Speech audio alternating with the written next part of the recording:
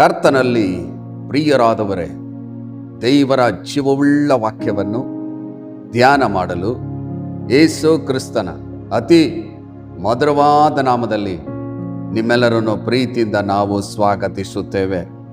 ಇಂದು ಧ್ಯಾನ ಮಾಡುವಂಥ ವಿಷಯ, ನಿಮಗೆ ದೇವರು ಅಧಿಕಾರವನ್ನು ಕೊಟ್ಟಿದ್ದಾರೆ. ಈ ವಾಕ್ಯವನ್ನು ನೀವು ಪೂರ್ತಿ ಕೇಳಿಸಿಕೊಳ್ಬೇಕು, ಈ ವಾಕ್ಯವನ್ನು ಗಮನಿಸಬೇಕು.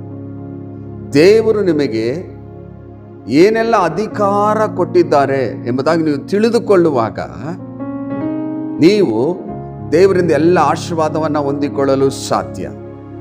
ನೋಡ್ರಿ, ಯೋಹಾನ ಬರೆದ ಸುವಾರ್ತೆ 1ನೇ ಅಧ್ಯಾಯ 12ನೇ ವಚನದಲ್ಲಿ, ಯಾರ್ಯಾರು ಆತನನ್ನು ಅಂಗೀಕರಿಸಿದರೋ, ಅಂದರೆ ಆತನ ಹೆಸರಿನಲ್ಲಿ ನಂಬಿಕೆ ಇಟ್ಟರೋ ಅವರಿಗೆ ದೇವರ ಮಕ್ಕಳಾಗುವ ಅಧಿಕಾರ ಕೊಟ್ಟನೆಂಬುದಾಗಿ ಸತ್ಯವೇದದಲ್ಲಿ ಬರೆಯಲ್ಪಟ್ಟಿದೆ. ದೇವರನ್ನ ಅಂಗೀಕಾರ ಮಾಡಬೇಕು. ದೇವರು ನನಗೆಲ್ಲವಾಗಿದ್ದಾನೆ, ದೇವರು ಸರ್ವವೂ ಆಗಿದ್ದಾನೆ. ನನಗೆ ನನ್ನ ದೇವರ ಕೈಯಲ್ಲಿ ಆಗದ ಕಾರ್ಯ ಒಂದು ಇಲ್ಲ. ಈ ದೇವರು ನನಗೆ ಬೇಕೇ ಬೇಕು. ಈ ಸತ್ಯ ದೇವರಾದ ಯೇಸು ಕ್ರಿಸ್ತನನ್ನು ಬಿಟ್ಟು ಜೀವನ ಮಾಡಲು ನನ್ನಿಂದ ಆಗುವುದಿಲ್ಲ ಎಂಬುದಾಗಿ ಈ ದೇವರನ್ನು ಸ್ವಂತ ರಕ್ಷಕನಾಗಿ ಅಂಗೀಕಾರ ಮಾಡಬೇಕು. ದೇವರಂದ್ರೇನು? ಎಲ್ಲವನ್ನ ಮಾಡಲು, ಎಲ್ಲವನ್ನ ಕೊಡಲು ಶಕ್ತನಾದವನೇ ದೇವರು. ದೇವರ ಕೈಯಲ್ಲಿ ಆಗದ ಕಾರ್ಯ ಒಂದೂ ಇಲ್ಲ. ಇದನ್ನು ನೀವು ತಿಳ್ಕೊಳ್ಬೇಕು. ಈ ಸತ್ಯ ದೇವರಾದ ಯೇಸುವನ್ನು ನಿಮ್ಮ ಜೀವಿತದಲ್ಲಿ ಅಂಗೀಕರಿಸಬೇಕು. ನನ್ನ ಜೀವಿತಕ್ಕೆ ಯೇಸು ಕ್ರಿಸ್ತನು ಬೇಕೇ ಬೇಕು. ಯೇಸು ಕ್ರಿಸ್ತನಿಲ್ಲದೆ ಈ ಲೋಕದಲ್ಲಿ ಜೀವನ ಮಾಡಲು ನನ್ನಿಂದ ಆಗುವುದಿಲ್ಲ ಎಂಬುದಾಗಿ ಈ ಯೇಸುವನ್ನ ನೀವು ಅಂಗೀಕರಿಸಬೇಕು. ಎರಡನೇದಾಗಿ, ಅಂದರೆ ಆತನ ಹೆಸರಿನಲ್ಲಿ ನಂಬಿಕೆ ಇಟ್ಟರು ಎಂಬುದಾಗಿ ಬರೆಯಲ್ಪಟ್ಟಿದೆ. ಯೇಸುವಿನ ಅಂಗೀಕರಿಸಬೇಕು, ಯೇಸುವಿನ ಹೆಸರಿನಲ್ಲಿ ನಂಬಿಕೆ ಇಡಬೇಕು. ಪರಲೋಕದಲ್ಲಿ ಭೂಲೋಕದಲ್ಲಿ ಅಧಿಕಾರ ಹೊಂದಿದ ನಾಮ ಯೇಸು ನಾಮ. ಎಲ್ಲ ನಾಮಕ್ಕಿಂತಲೂ ಮೇಲಾದ ನಾಮ ಯೇಸು ನಾಮ. ಸಕಲವನ್ನ ಉಂಟು ಮಾಡಿದ ಸರ್ವಶಕ್ತನಾದ ದೇವರ ನಾಮ ಯೇಸು ನಾಮ. ಈ ನಾಮದಲ್ಲಿ ನೀವು ನಂಬಿಕೆ ಇಡಬೇಕು. ನನ್ನ ದೇವರ ಕೈಯಲ್ಲಿ ಆಗದ ಕಾರ್ಯ ಒಂದು ಇಲ್ಲ. ಈ ದೇವರು ನನಗೋಸ್ಕರ ಎಲ್ಲವನ್ನ ಮೊದಲೇ ಸಿದ್ಧ ಮಾಡಿ ಇಟ್ಟಿದ್ದಾನೆ.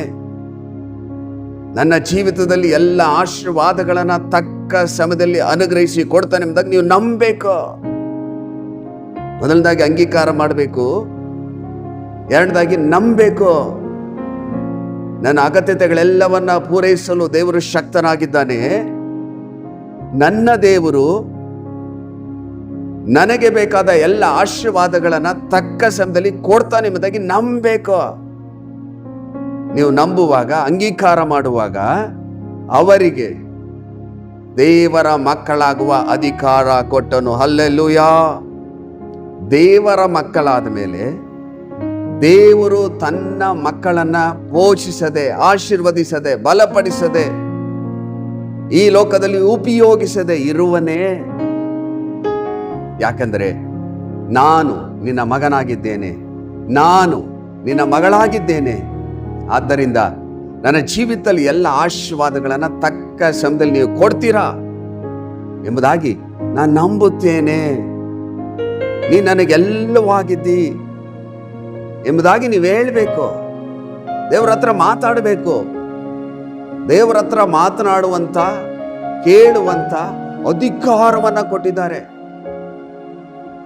ನೀವು ಅಧಿಕಾರದಿಂದ ಕೇಳಬಹುದು. ನನ್ನ ತಂದೆಯಾದ ದೇವರೇ, ಇಂದು ಈ ಸಮಸ್ಯೆ ಬಂದಿದೆ, ಇದರಿಂದ ನೀನು ಬಿಡುಗಡೆ ಕೊಡುವುದಕ್ಕಾಗಿ ಸ್ತೋತ್ರ. ಯೇಸುವಿನ ಅಧಿಕಾರವುಳ್ಳ ನಾಮದಲ್ಲಿ ನಾನು ಬಿಡುಗಡೆಯನ್ನು ಹೊಂದುತ್ತಾ ಇದ್ದೇನೆ. ಸಮಸ್ಯೆಗಳಿಂದ ಈ ಹೋರಾಟದ ಮೇಲೆ ನಾನು ಜಯವನ್ನ ಪಡೆದುಕೊಳ್ಳುತ್ತೇನೆ ಎಂಬುದಾಗಿ ದೇವರ ಮಕ್ಕಳು ದೇವರ ಮಾತುಗಳನ್ನ ಮಾತನಾಡಬೇಕು. ಇದು ಬಹಳ ಪ್ರಾಮುಖ್ಯವಾದಂಥ ವಿಷಯವಾಗಿದೆ. ಅದಕ್ಕಾಗಿಯೇ ನಾನು ಯಾವಾಗಲೂ ಹೇಳ್ತಿರ್ತೇನೆ, ದೇವರ ವಾಕ್ಯವನ್ನು ಓದಿರಿ, ಧ್ಯಾನಿಸಿರಿ, ಅದನ್ನ ನಿಮ್ಮ ಜೀವಿತದಲ್ಲಿ ಅಳವಡಿಸಿಕೊಳ್ಳ್ರಿ. ನೋಡ್ರಿ, ಲೂಕನ ಬರೆದ ಸುವಾರ್ತೆ 10ನೇ ಅಧ್ಯಾಯ 19ನೇ ವಚನದಲ್ಲಿ ನೋಡಿರಿ, ಅವುಗಳನ್ನು, ಚೇಳುಗಳನ್ನು, ವೈರ್ಯ ಸಮಸ್ತ ಬಲವನ್ನು ತಿಳಿಯುವುದಕ್ಕೆ ನಿಮಗೆ ಅಧಿಕಾರ ಕೊಟ್ಟಿದ್ದೇನೆ, ಯಾವುದು ನಿಮಗೆ ಕೇಡು ಮಾಡುವುದೇ ಇಲ್ಲ ಎಂಬುದಾಗಿ ಬಹಳ ಸ್ಪಷ್ಟವಾಗಿ ಬರೆಯಲ್ಪಟ್ಟಿದೆ. ವೈರಿಯಾದಂಥ ಸೈತಾನನು ನಿಮಗೆ ಕೇಡು ಮಾಡಲು ಸಾಧ್ಯವೇ ಇಲ್ಲ ಎಂಬುದಾಗಿ ದೇವರ ವಾಕ್ಯದಲ್ಲಿ ಬರೆಯಲ್ಪಟ್ಟಿದೆ. ದೇವರ ಮಕ್ಕಳಿಗೆ ವೈರ್ಯ ಸಮಸ್ತ ಬಲವನ್ನು ತುಳಿಯುವುದಕ್ಕೆ ಅಧಿಕಾರ ಕೊಡಲ್ಪಟ್ಟಿದೆ.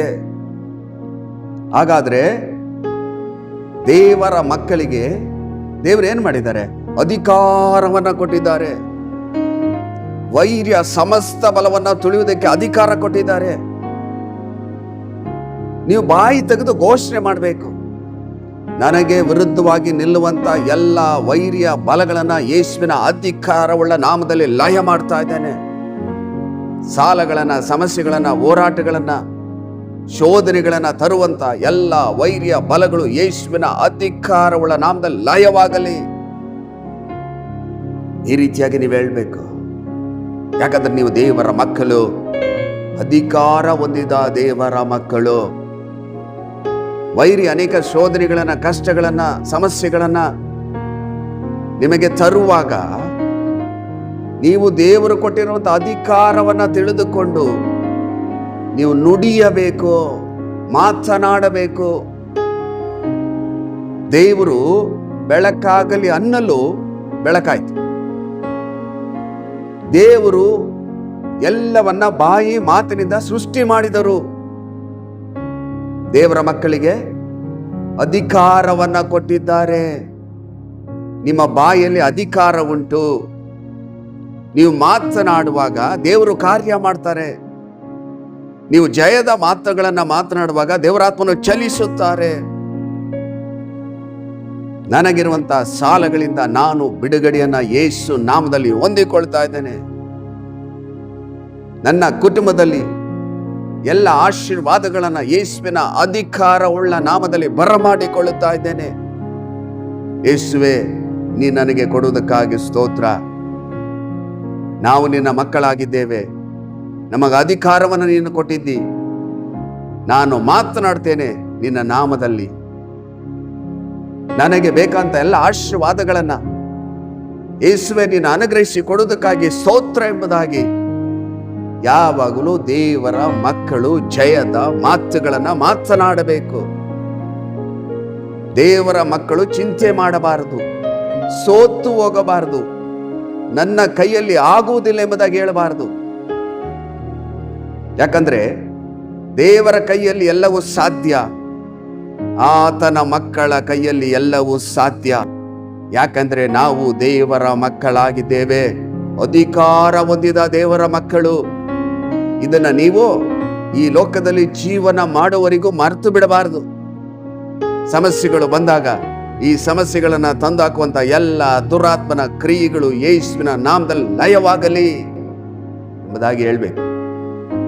ನೀವು ಸೇವೆ ಮಾಡ್ತಿದ್ದೀರೋ, ನಿಮಗೆ ವಿರುದ್ಧವಾಗಿ ನಿಲ್ಲುವಂತ ದುರಾತ್ಮನ ಕ್ರಿಯೆಗಳು, ದುಶ್ಯತಿ ಕ್ರಿಯೆಗಳು,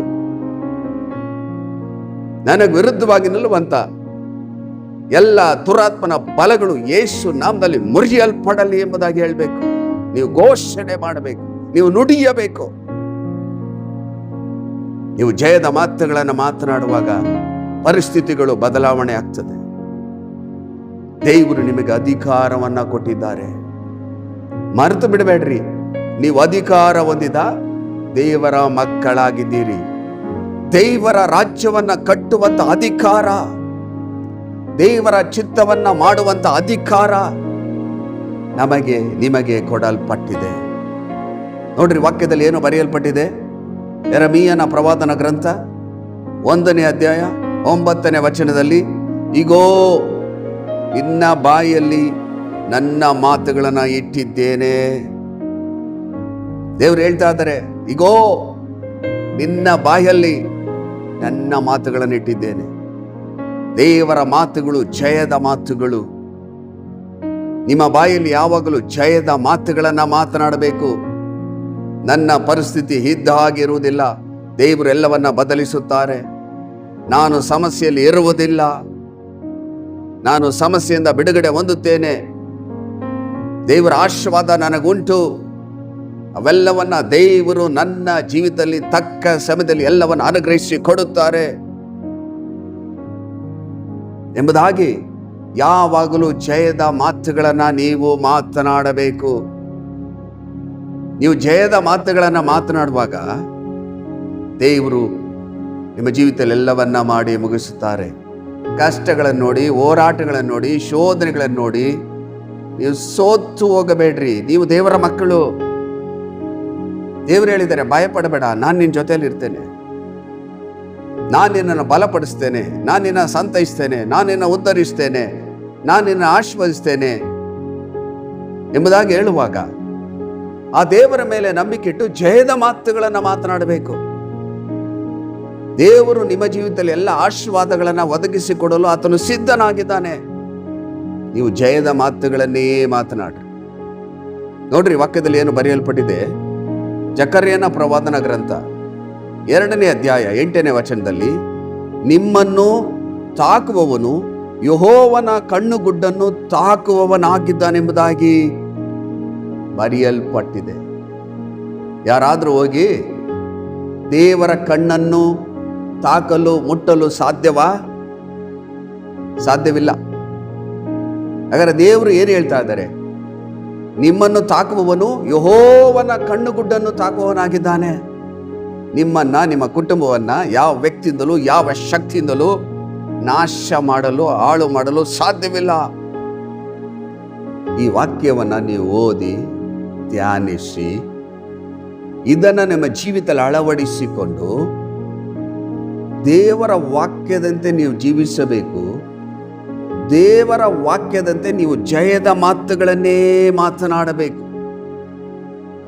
ದೇವರು ಕೊಟ್ಟಂತ ವಿಶೇಷವಾದಂಥ ಅಧಿಕಾರವನ್ನ, ದೇವರು ಕೊಟ್ಟಿರುವಂತಹ ವಿಶೇಷವಾದ ಸಂರಕ್ಷಣೆಯನ್ನ ನೀವು ತಿಳ್ಕೊಳ್ಬೇಕು. ದೇವರ ಮಕ್ಕಳಂದ ಕೂಡಲೇ ನಾವು ಜಯ ಪಡೆದಂತ ದೇವರ ಮಕ್ಕಳಾಗಿದ್ದೇವೆ, ಅಧಿಕಾರ ಹೊಂದಿದ ದೇವರ ಮಕ್ಕಳಾಗಿದ್ದೇವೆ. ನಮ್ಮ ಬಾಯಲ್ಲಿ ದೇವರ ಮಾತುಗಳಿದೆ. ನಮ್ಮೊಳಗೆ ಯೇಸು ಕ್ರಿಸ್ತನು ವಾಸ ಮಾಡ್ತಿದ್ದಾನೆ. ನಮ್ಮೊಳಗೆ ದೇವರ ಆತ್ಮನಿದ್ದಾರೆ. ಲೋಕದಲ್ಲಿರುವವನಿಗಿಂತಲೂ ನಮ್ಮಲ್ಲಿರುವ ಆತನು ಹೆಚ್ಚಿನವನಾಗಿದ್ದಾನೆ. ಆದ್ದರಿಂದ ನಾನು ಈ ಲೋಕದಲ್ಲಿ ಜಯದ ಮಾತುಗಳನ್ನೇ ಮಾತನಾಡಬೇಕೆಂಬುದಾಗಿ ನೀವು ತಿಳಿದುಕೊಂಡು ನಿಮ್ಮ ಕುಟುಂಬದಲ್ಲಿರುವಂಥ ಪರಿಸ್ಥಿತಿಯನ್ನು ನೋಡಿ ಮಾತನಾಡ್ರಿ. ನಿಮಗೆ ವಿರುದ್ಧವಾಗಿ ನಿಲ್ಲುವಂಥ ವೈರ್ಯ ಬಲಗಳನ್ನು ಮುರಿಯಲು ನೀವು ಮಾತನಾಡ್ರಿ. ಜಯದ ಮಾತುಗಳನ್ನೇ ನೀವು ಮಾತನಾಡಬೇಕು. ಜಯದ ಮಾತುಗಳನ್ನು ನೀವು ಮಾತನಾಡುವಾಗ ದೇವರಾತ್ಮನು ಅಲ್ಲಿ ಕಾರ್ಯ ಮಾಡ್ತಾರೆ. ನಿಮ್ಮ ಪರಿಸ್ಥಿತಿ ಬದಲಾವಣೆ ಆಗ್ತದೆ. ನೀವು ದೇವರ ಆಶೀರ್ವಾದಗಳನ್ನು ಹೊಂದಿಕೊಳ್ಳುತ್ತೀರಾ. ನೋಡ್ರಿ ಪ್ರಿಯರೇ, ಯೆಶಾಯನ ಪ್ರವಾದನ ಗ್ರಂಥ 54ನೇ ಅಧ್ಯಾಯ 17ನೇ ವಚನದಲ್ಲಿ, ನಿನ್ನನ್ನು ಎದುರಿಸಲು ಕಲ್ಪಿಸಿದ ಯಾವ ಆಯುಧವು ಜಯಿಸದು. ಹಲ್ಲೆಲೂಯಾ. ದೇವರ ಪರಿಶುದ್ಧವಾದ ನಾಮಕ್ಕೆ ಸ್ತೋತ್ರವನ್ನು ಹೇಳಬೇಕು. ನನಗೆ ವಿರುದ್ಧವಾಗಿ ನಿಲ್ಲುವಂತ ವೈರ್ಯ ಬಲಗಳು ಯೇಸು ನಾಮದಲ್ಲಿ ಮುರಿಯಲ್ಪಡಲಿ ಎಂಬುದಾಗಿ ಹೇಳಬೇಕು. ವೈರ್ಯ ಕೋಟೆಗಳು ಕೆಡವಲ್ಪಡಲಿ ಎಂಬುದಾಗಿ ಹೇಳಬೇಕು. ನನ್ನ ಮೇಲೆ ಬರುವಂತ ವೈರಿಗಳು ಒಂದು ದಾರಿಯಿಂದ ಬಂದರು 7 ದಾರಿಯಿಂದ ಓಡಿ ಹೋಗುವ ಹಾಗೆ ನನ್ನ ದೇವರು ಮಾಡ್ತಾನೆ ಎಂಬುದಾಗಿ ಹೇಳಬೇಕು. ನಾನು ಜಯ ಪಡೆದಂತ ದೇವರ ಮಗನು ಮಗಳು ಆಗಿದ್ದೇನೆ ಎಂಬುದಾಗಿ ನೀವು ಹೇಳಬೇಕು. ನೀವು ಹೇಳುವಾಗ ದೇವರು ಕಾರ್ಯ ಮಾಡ್ತಾರೆ. ನೀವು ಜಯದ ಮಾತುಗಳನ್ನು ಹೇಳುವಾಗ ನಿಮ್ಮಲ್ಲಿ ಒಂದು ಸಂತೋಷ ಉಂಟಾಗ್ತದೆ. ನಿಮ್ಮಲ್ಲಿ ವಾಸ ಮಾಡುವ ದೇವರಾತ್ಮನು ಕಾರ್ಯ ಮಾಡ್ತಾರೆ. ಕರ್ತನಲ್ಲಿ ಪ್ರೀತಿಯುಳ್ಳ ದೈವ ಜನರೇ, ನನ್ನ ಸಹೋದರ, ನನ್ನ ಸಹೋದರಿ, ಸೋಲಿನ ಮಾತುಗಳನ್ನು ಆಡಬೇಡ್ರಿ. ನಿಮ್ಮ ಮಕ್ಕಳ ಪರಿಸ್ಥಿತಿಯನ್ನು ನೋಡಿ ಜಯದ ಮಾತುಗಳನ್ನು ಮಾತನಾಡ್ರಿ. ನನ್ನ ಮಕ್ಕಳು ದೇವರ ಕೈಯಲ್ಲಿದ್ದಾರೆ. ದೇವರು ರೂಪಿಸ್ತಾರೆ, ಆಶೀರ್ವದಿಸ್ತಾರೆ, ತನ್ನ ಚಿತ್ತಂತೆ ಮಾರ್ಪಡಿಸ್ತಾರೆ. ನಾನು ಮಾಡ್ತಿರುವ ಕೆಲಸ ಕಾರ್ಯಗಳನ್ನು ನನ್ನ ದೇವರು ಆಶೀರ್ವದಿಸ್ತಾರೆ. ಇದಕ್ಕೆ ತಡೆಯಾಗಿರುವಂಥ ಎಲ್ಲ ತಡೆಗಳು ಮುರಿಯಲ್ಪಡಲಿ. ದೇವರ ಆಶೀರ್ವಾದಗಳನ್ನ ಯೇಸುವಿನ ಅಧಿಕಾರವುಳ್ಳ ನಾಮದಲ್ಲಿ ಬರಮಾಡಿಕೊಳ್ಳುತ್ತಾ ಇದ್ದೇನೆ. ನನ್ನ ಕುಟುಂಬದಲ್ಲಿ ದೇವರ ಆತ್ಮನು ಚಲಿಸಲಿ. ದೇವರ ಮಕ್ಕಳು ಜಯದ ಮಾತುಗಳನ್ನೇ ಮಾತನಾಡಬೇಕು. ನೀವಿಷ್ಟು ದಿನಗಳ ಕಾಲ ಸೋಲಿನ ಮಾತುಗಳನ್ನು ಮಾತನಾಡಿರಬಹುದು. ನನ್ನ ಪ್ರಾರ್ಥನೆಗೆ ಯಾಕೆ ಉತ್ತರ ಸಿಕ್ಕಲಿಲ್ಲ, ನನ್ನ ಮಕ್ಕಳ ಮದುವೆ ಆಗಲಿಲ್ಲ, ನಾನು ಮನೆ ಕಟ್ಟಲಿಲ್ಲ, ನಾನು ಎಲ್ಲ ವಿಷಯದಲ್ಲೂ ಅಭಿವೃದ್ಧಿ ಆಗಲಿಲ್ಲ ಎಂಬುದಾಗಿ ಬರೀ ಸೋಲಿನ ಮಾತುಗಳನ್ನೇ ನೀವು ಮಾತನಾಡಿರಬಹುದು. ದೇವರು ಇಂದು ಈ ವಾಕ್ಯದ ಮೂಲಕ ನಿಮ್ಮೊಟ್ಟಿಗೆ ಮಾತನಾಡ್ತಿದ್ದಾರೆ. ನನ್ನ ಮಗನೇ, ನನ್ನ ಮಗಳೇ, ನೀನು ಜಯದ ಮಾತುಗಳನ್ನೇ ಮಾತನಾಡು. ನೋಡ್ರಿ ಪ್ರಿಯರೇ, ಮತ್ತಾಯನ ಬರೆದ ಸುವಾರ್ತೆ 17ನೇ ಅಧ್ಯಾಯ 20ರಿಂದ 21 ವಚನದಲ್ಲಿ ಈ ರೀತಿಯಾಗಿ ಬರೆಯಲ್ಪಟ್ಟಿದೆ. ನಿಮಗೆ ಸತ್ಯವಾಗಿ ಹೇಳುತ್ತೇನೆ, ಸಾಸಿವೆ ಕಾಳಷ್ಟು ನಂಬಿಕೆ ನಿಮಗೆ ಇರುವುದಾದರೆ ನೀವು ಈ ಬೆಟ್ಟಕ್ಕೆ ಇಲ್ಲಿಂದ ಅಲ್ಲಿಗೆ ಹೋಗು ಎಂದು ಹೇಳಿದರೆ ಅದು ಹೋಗುವುದು, ಮತ್ತು ನಿಮ್ಮ ಕೈಯಿಂದ ಆಗದಂಥದ್ದು ಒಂದು ಇರುವುದಿಲ್ಲ ಅಂದು ಎಂಬುದಾಗಿ ಬರೆಯಲ್ಪಟ್ಟಿದೆ. ಈ ಬೆಟ್ಟವನ್ನು ನೋಡಿ ಇಲ್ಲಿಂದ ಅಲ್ಲಿಗೆ ಹೋಗು ಎಂಬುದಾಗಿ ನೀವೊಂದು ಸಣ್ಣ ನಂಬಿಕೆ ಇಟ್ಟುಕೊಂಡು ಹೇಳಿದರೆ ಅದು ಆಗ್ತದೆ ಎಂಬುದಾಗಿ ಸತ್ಯವೇದದಲ್ಲಿ ಬರೆಯಲ್ಪಟ್ಟಿದೆ. ಇದರ ಅರ್ಥ ಏನು? ನಿಮಗಿರುವಂಥ ಸಮಸ್ಯೆ ಒಂದು ಬೆಟ್ಟದೋಪಾದಿಯಲ್ಲಿ ನಿಮಗೆ ಕಾಣಿಸ್ತಿದೆ. ದೇವರು ಇದನ್ನು ನೋಡಿ ಹೇಳ್ತಾ ಇದ್ದಾರೆ, ನಿಮ್ಮ ಸಮಸ್ಯೆಯನ್ನು ನೋಡಿ, ನಿಮ್ಮ ಹೋರಾಟವನ್ನು ನೋಡಿ ನೀವು ನಂಬಿಕೆಯಿಂದ ಹೇಳುವುದಾದರೆ ಅದು ಹೋಗ್ತದೆ ಎಂಬುದಾಗಿ. ನಿಮ್ಮ ಸಮಸ್ಯೆ ಹೋಗ್ತದೆ, ನಿಮ್ಮ ಸಾಲ ತೀರ್ತದೆ, ನಿಮಗೆ ದೇವರು ಜಯದ ಮೇಲೆ ಜಯವನ್ನು ಕೊಡ್ತಾರೆ. ನಿಮಗೊಂದು ಸಣ್ಣ ನಂಬಿಕೆ, ಸಾಸಿವೆ ಕಾಳಷ್ಟು ನಂಬಿಕೆ ನಿಮಗಿರಬೇಕೆಂಬುದಾಗಿ ದೇವರು ಹೇಳ್ತಾ ಇದ್ದಾರೆ.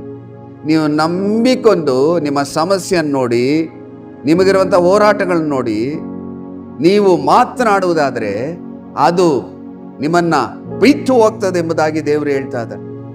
ದೇವರಲ್ಲಿ ಹೇಳ್ತಾ ಇದ್ದಾರೆ, ಮತ್ತು ನಿಮ್ಮ ಕೈಯಿಂದ ಆಗದಿರುವಂಥ ಕಾರ್ಯ ಒಂದು ಇಲ್ಲ. ಹಲ್ಲೆಲೂಯಾ. ದೇವರ ಪರಿಶುದ್ಧವಾದ ನಾಮಕ್ಕೆ ಸ್ತೋತ್ರವಾಗಲಿ. ದೇವರಿಂದ ಎಲ್ಲವೂ ಸಾಧ್ಯ. ಅದೇ ರೀತಿಯಲ್ಲಿ ದೇವರ ಮಕ್ಕಳಿಂದ ಎಲ್ಲವೂ ಸಾಧ್ಯ. ಆ ದೇವರು ನಮ್ಮಲ್ಲಿ ನಿಮ್ಮಲ್ಲಿ ವಾಸ ಮಾಡುತ್ತಿರುವುದರಿಂದ ದೇವರು ಹೇಳ್ತಾ ಇದ್ದಾರೆ, ನಿಮ್ಮಿಂದ ಎಲ್ಲವೂ ಸಾಧ್ಯ. ಯಾಕಂದ್ರೆ ನೀವು ನನ್ನ ಮಕ್ಕಳು, ನೀವು ಅಧಿಕಾರ ಹೊಂದಿದ ಮಕ್ಕಳು. ನಾನು ನಿಮಗೆ ಅಧಿಕಾರ ಕೊಟ್ಟಿದ್ದೇನೆ, ನಿಮ್ಮಿಂದ ಎಲ್ಲವೂ ಸಾಧ್ಯ ಎಂಬುದಾಗಿ ದೇವರು ಹೇಳ್ತಾ ಇದ್ದಾರೆ. ಈ ವಾಕ್ಯವನ್ನು ನಂಬ್ರಿ, ಹೇಳ್ಬೇಕು. ಪರಿಸ್ಥಿತಿಯ ನೋಡಿ ಮಾತನಾಡಬೇಕು, ಸಮಸ್ಯೆಗಳು ನೋಡಿ ಮಾತನಾಡಬೇಕು. ಅದು ನಿಮ್ಮನ್ನು ಬಿಟ್ಟು ಹೋಗ್ತದೆ. ಅದು ಈ ವಾಕ್ಯದ ಅರ್ಥ. ಯೇಸು ಕ್ರಿಸ್ತನು ನನ್ನಲ್ಲಿ ವಾಸ ಮಾಡುತ್ತಿರುವುದರಿಂದ, ದೇವರಾತ್ಮನು ನನ್ನಲ್ಲಿ ಇರುವುದರಿಂದ ಯಾವ ರೋಗ ನನ್ನಲ್ಲಿ ಇರಲು ಸಾಧ್ಯವಿಲ್ಲ. ನಾನು ಈ ರೋಗದಿಂದ ಬಿಡುಗಡೆನ ಹೊಂದಿದ್ದೇನೆ, ಈ ಸಮಸ್ಯೆಗಳಿಂದ ಬಿಡುಗಡೆನ ಹೊಂದಿದ್ದೇನೆ. ದೇವರು ನನಗೆ ಅಧಿಕಾರವನ್ನು ಕೊಟ್ಟಿದ್ದಾರೆ ಎಂಬುದಾಗಿ ನೀವು ಮಾತನಾಡುವಾಗ ನಿಮ್ಮ ಸಮಸ್ಯೆಗಳಿಂದ ನೀವು ಬಿಡುಗಡೆಯನ್ನು ಕಾಣ್ತೀರಾ. ನಿಮ್ಮ ಮೂಲಕವಾಗಿ ದೇವರ ನಾಮ ಮಹಿಮೆ ಆಗ್ತದೆ. ನೋಡ್ರಿ ಪ್ರಿಯರೇ, ಕೊನೆಯದಾಗಿ ಯೋಹಾನ ಬರೆದ ಸುವಾರ್ತೆ 14ನೇ ಅಧ್ಯಾಯ 12ನೇ ವಚನದಲ್ಲಿ, ನಿಮಗೆ ನಿಜ ನಿಜವಾಗಿ ಹೇಳುತ್ತೇನೆ, ನನ್ನನ್ನು ನಂಬುವವನು ನಾನು ನಡೆಸುವ ಕ್ರಿಯೆಗಳನ್ನು ತಾನು ನಡೆಸುವನು, ಮತ್ತು ಅವುಗಳಿಗಿಂತ ಮಹತಾದ ಕ್ರಿಯೆಗಳನ್ನು ನಡೆಸುವನೆಂಬುದಾಗಿ ಯೇಸು ಸ್ವಾಮಿ ಬಹಳ ಸ್ಪಷ್ಟವಾಗಿ ತಿಳಿಸಿದ್ದಾರೆ. ನನ್ನ ಮಕ್ಕಳು, ನನ್ನಲ್ಲಿ ನಂಬಿಕಿಟ್ಟಂತ ನನ್ನ ಮಕ್ಕಳು ನಾನು ಮಾಡುವ ಕಾರ್ಯಗಳನ್ನು ಮಾಡಬೇಕು, ಅದಕ್ಕಿಂತಲೂ ಮಹತಾದ ಕಾರ್ಯಗಳನ್ನು ಮಾಡಬೇಕೆಂಬುದಾಗಿ ದೇವರು ನಿಮ್ಮಲ್ಲಿ ನಮ್ಮಲ್ಲಿ ಎದುರು ನೋಡ್ತಿದ್ದಾರೆ. ನೀವು ಸಮಸ್ಯೆಗಳನ್ನು ನೋಡಿಕೊಂಡು, ಹೋರಾಟಗಳು ನೋಡಿಕೊಂಡು, ನಿಮಗಿರುವಂಥ ಸಾಲವನ್ನು ನೋಡಿಕೊಂಡು, ಅಯ್ಯೋ ನನ್ನ ಪರಿಸ್ಥಿತಿ, ನನ್ನ ಹಣೆ ಬರಹ, ನನ್ನ ಜೀವನ ಈ ರೀತಿಯಾಗಿದೆ ಎಂಬುದಾಗಿ ಬರೀ ಸೋಲಿನ ಮಾತುಗಳನ್ನು ನೀವು ಮಾತನಾಡಬೇಡ್ರಿ. ದೇವರು ಸಮುದ್ರದಲ್ಲಿ ಪ್ರಯಾಣ ಮಾಡುವಾಗ, ಸಮುದ್ರ ಅಲ್ಲೋಲ ಕಲ್ಲೋಲವಾದಾಗ, ಅಲ್ಲಿ ಬಿರುಗಾಳಿ ಬಂದಾಗ ದೇವರು ಏನ್ ಮಾಡಿದ್ರು? ಗದರಿಸಿದರು. ಗದರಿಸಲು ಅದು ಶಾಂತವಾಯಿತು ಎಂಬುದಾಗಿ ನೋಡುತ್ತೇವೆ. ದೇವರ ಮಕ್ಕಳಾದ ನಾವು ಸಮಸ್ಯೆಗಳು ನೋಡಿ ಗದರಿಸಬೇಕು. ನಾವು ದೇವರ ಮಕ್ಕಳಾಗಿದ್ದೇವೆ, ಅಧಿಕಾರ ಹೊಂದಿದ ಮಕ್ಕಳು. ಈ ವಾಕ್ಯವನ್ನ ಒಂದು ಸಾರಿ ಕೇಳಬೇಡ್ರಿ, ಅನೇಕ ಸಾರಿ ಕೇಳ್ರಿ. ಕೇಳುವಾಗ ನಿಮಗೆ ನಂಬಿಕೆ ಉಂಟಾಗ್ತದೆ. ನೀವು ಬರೀ ಜಯದ ಮಾತುಗಳನ್ನು ಮಾತನಾಡ್ತೀರಿ. ಯಾವಾಗ ಜಯದ ಮಾತುಗಳನ್ನು ಮಾತನಾಡ್ತೀರೋ ನಿಮ್ಮ ಜೀವಿತದಲ್ಲಿ ಆಶೀರ್ವಾದ ಮೇಲೆ ಆಶೀರ್ವಾದವನ್ನು ಹೊಂದಿಕೊಳ್ತೀರ. ಮೊದಲದಾಗಿ ತಿಳ್ಕೊಳ್ರಿ, ದೇವ್ರು ನನಗೆ ಅಧಿಕಾರ ಕೊಟ್ಟಿದ್ದಾರೆ. ನನ್ನ ಬಾಯಲ್ಲಿ ಬರೀ ಜಯದ ಮಾತುಗಳನ್ನೇ ಮಾತನಾಡ್ತೇನೆ. ನೀವು ಮಾತನಾಡುವಾಗ ದೇವರು ಕಾರ್ಯ ಮಾಡ್ತಾರೆ. ನೀವು ಜಯದ ಮಾತುಗಳನ್ನು ಮಾತನಾಡುವಾಗ, ದೇವರ ವಾಕ್ಯದಂತೆ ನೀವು ಮಾತನಾಡುವಾಗ ದೇವರು ಕಾರ್ಯ ಮಾಡ್ತಾರೆ. ನೀವು ಸೋಲಿನ ಮಾತುಗಳನ್ನು ಮಾತನಾಡುವಾಗ ವೈರಿಯಾದ ಸೈತಾನನ್ನು ಕಾರ್ಯ ಮಾಡ್ತಾನೆ. ವೈರಿಯಾದ ಸೈತಾನನ್ನು ಕಾರ್ಯ ಮಾಡಲು ಅವಕಾಶ ಕೊಡಬೇಡ್ರಿ. ಜಯದ ಮಾತುಗಳನ್ನು ಮಾತನಾಡಿ. ದೇವರು ಬರೀ ಜಯದ ಮಾತುಗಳನ್ನೇ ಮಾತನಾಡಿದರು. ದೇವರ ಮಕ್ಕಳು ಜಯದ ಮಾತುಗಳನ್ನೇ ಮಾತನಾಡಬೇಕು. ಬನ್ನಿ ಪ್ರಿಯರೇ, ಸಮರ್ಪಣೆ ಮಾಡ್ರಿ. ಎಸಪ್ಪ, ಇನ್ನು ಮುಂದೆ ನಾನು ಜಯದ ಮಾತುಗಳನ್ನೇ ಮಾತನಾಡ್ತೇನೆ, ಸೋಲಿನ ಮಾತುಗಳನ್ನು ಮಾತನಾಡೋದಿಲ್ಲ. ನಿನ್ನ ವಾಕ್ಯದಂತೆ ನಾನು ಜೀವಿಸ್ತೇನೆ. ನೀ ನನಗೆ ಸರ್ವವಾಗಿದ್ದಿ. ನಾನು ನಿನ್ನ ನಂಬುತ್ತೇನೆ, ನಾನು ನಿನ್ನ ಪ್ರೀತಿಸ್ತೇನೆ, ನೀ ನನಗೆಲ್ಲವೂ ಆಗಿದ್ದಿ. ಇನ್ನು ಮುಂದೆ ಜಯದ ಮಾತುಗಳನ್ನೇ ಮಾತನಾಡ್ತೇನೆ. ನನ್ನನ್ನು ಬಲಪಡಿಸಿರಿ, ನಿನ್ನ ಆತ್ಮನಿಂದ ತುಂಬಿಸಿರಿ ಎಂಬುದಾಗಿ ಕೇಳುವಾಗ ದೇವರ ಮಕ್ಕಳು ಏನನ್ನ ಕೇಳ್ತಾರೋ ದೇವರು ಅದನ್ನು ಅನುಗ್ರಹಿಸಿಕೊಡ್ತಾರೆ. ನಂಬಿಕೆಯಿಂದ ಪ್ರಾರ್ಥನೆ ಮಾಡೋಣ ಪ್ರಿಯರೇ.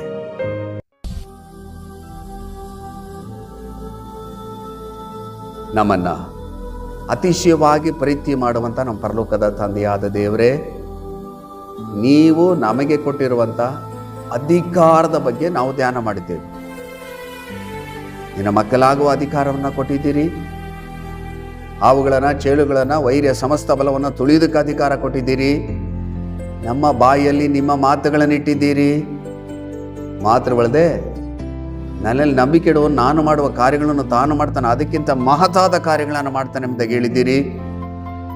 ನಿಮಗೆ ವಿರುದ್ಧವಾಗಿ ಕಲ್ಪಿಸಿದ ಯಾವ ಆಯುಧವು ನಿಮ್ಮನ್ನು ಜಯಿಸೋದೆಂಬುದಾಗಿ ಹೇಳಿದ್ದೀರಿ. ಎಷ್ಟು ಅಧಿಕಾರವನ್ನು ನಮಗೆ ಕೊಟ್ಟಿದ್ದೀರಿ ಸ್ವಾಮಿ.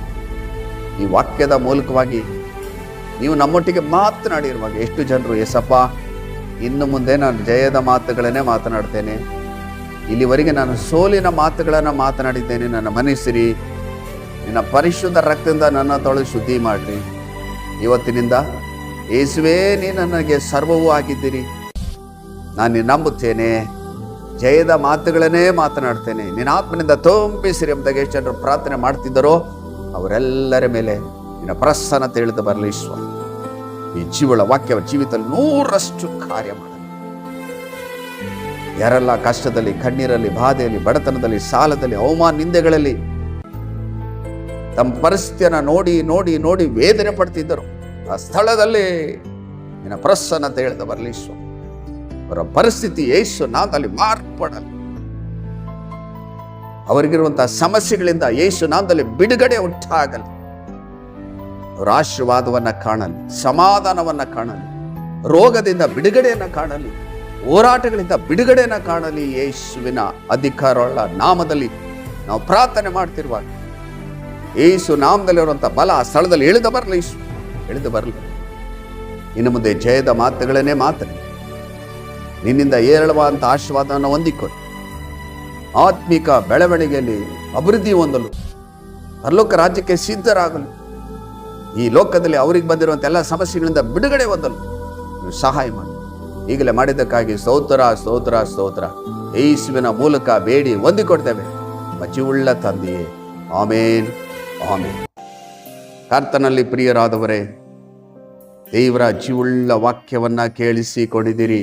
ಮರಿಬೇಡ್ರಿ, ನಿಮಗೆ ದೇವರು ಅಧಿಕಾರ ಕೊಟ್ಟಿದ್ದಾರೆ. ಈ ಲೋಕದ ಜೀವಿತವೆಲ್ಲ ಜಯದ ಮಾತುಗಳನ್ನೇ ಮಾತನಾಡ್ರಿ. ಈ ವಾಕ್ಯವನ್ನ ಒಂದು ಸಾರಿ ಕೇಳಿಸಿಕೊಂಡ ನಂತರ ಅನೇಕ ಸಾರಿ ಅದನ್ನು ನೋಡ್ರಿ, ನಿಮ್ಮಲ್ಲಿ ನಂಬಿಕೆ ಉಂಟಾಗ್ತದೆ. ಇದನ್ನು ನೋಡುವಾಗ, ಕೇಳುವಾಗ ದೇವರಾತ್ಮನು ನಿಮ್ಮಲ್ಲಿ ಕಾರ್ಯ ಮಾಡ್ತಾರೆ. ನೀವು ಆಸಕ್ತಿಯಿಂದ ನೋಡುವಾಗ ದೇವರ ವಾಕ್ಯ ನಿಮ್ಮಲ್ಲಿ ಕಾರ್ಯ ಮಾಡ್ತದೆ. ನಿಮ್ಮ ಪರಿಸ್ಥಿತಿ ಬದಲಾವಣೆ ಆಗ್ತದೆ.